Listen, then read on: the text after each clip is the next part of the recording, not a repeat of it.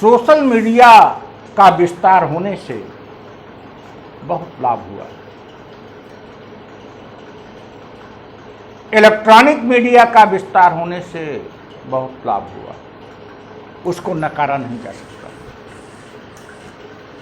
एक सूचना की क्रांति आ गई, लेकिन सूचना की क्रांति की जल्दीबाजी में मानवीय संवेदनाओं का, वास्तविकताओं का, यथार्थ का बुरी तरह से विनाश हो रहा है। हमसे ही अक्सर पूछा जाता है कि आप हाथरस क्यों नहीं गए, आप बलरामपुर क्यों नहीं गए, आप राजस्थान क्यों नहीं गए।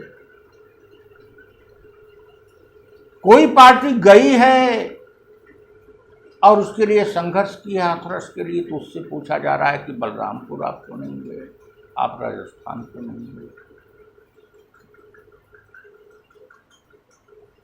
किसी बड़े राजनेता की मृत्यु हो गई तो हम एक कर्टसी में संवेदनाएं व्यक्त करते हैं। ये भी एक फैशन का रूप ले लिया है। उसके अच्छे कृत्यों को दिखाने की कोशिश नहीं की जा रही है। कल तक हम जिसको बुरा मानते थे, हमारी संस्कृति कहती है कि मृत्यु के बाद उसको एप्रिशिएट किया जाए, उसका सम्मान किया जाए, तो दैट इज गुड। लेकिन अगर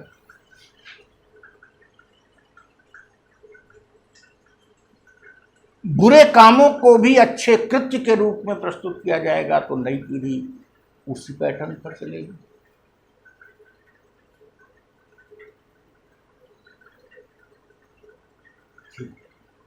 ये सारी संवेदनाएं, ये सारे यथार्थ छीन होते जा रहे हैं।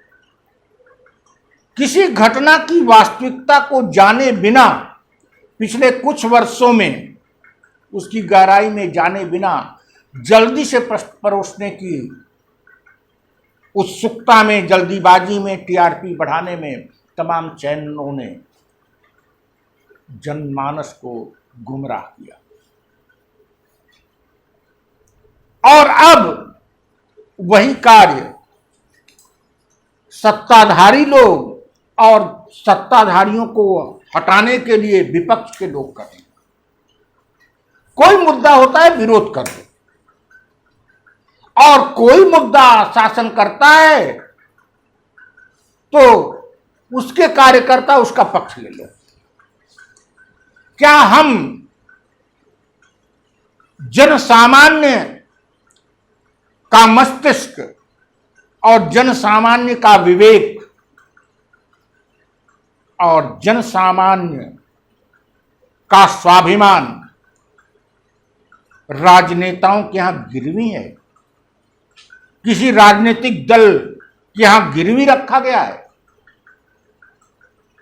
हम अपने भी कार्यकर्ताओं से कहते हैं कि हम राष्ट्रीय अध्यक्ष के रूप में अगर कोई बात बोलते हैं तो तब तक उसके लिए सड़क पर न निकलिए जब तक कि आप संतुष्ट न हो।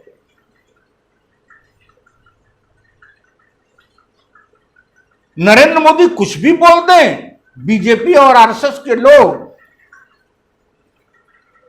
उसके लिए सोशल मीडिया पर गाली गलौज करेंगे, टीवी पर सारी मर्यादाएं खो देंगे, ये दिखाने के लिए नरेंद्र मोदी को कि हम आपके भक्त हैं। और राहुल गांधी कुछ भी कर दें, कांग्रेस के लोग उसके लिए तैयार है। अखिलेश कुछ भी कर दें, सपा के लोग आ जाएं फील्ड में डंडा लाठी लेके। What is this?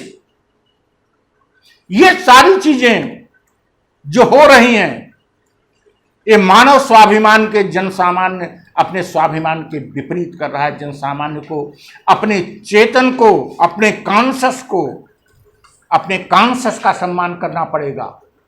आप किसी राजनीतिक दल के बंधक नहीं हैं, अपितु राजनीतिक दल, राजनीतिक सत्ता आपसे जनरेट होती है। हम जन सामान्य को यह बताना चाहते हैं, हमारा निवेदन है कि वे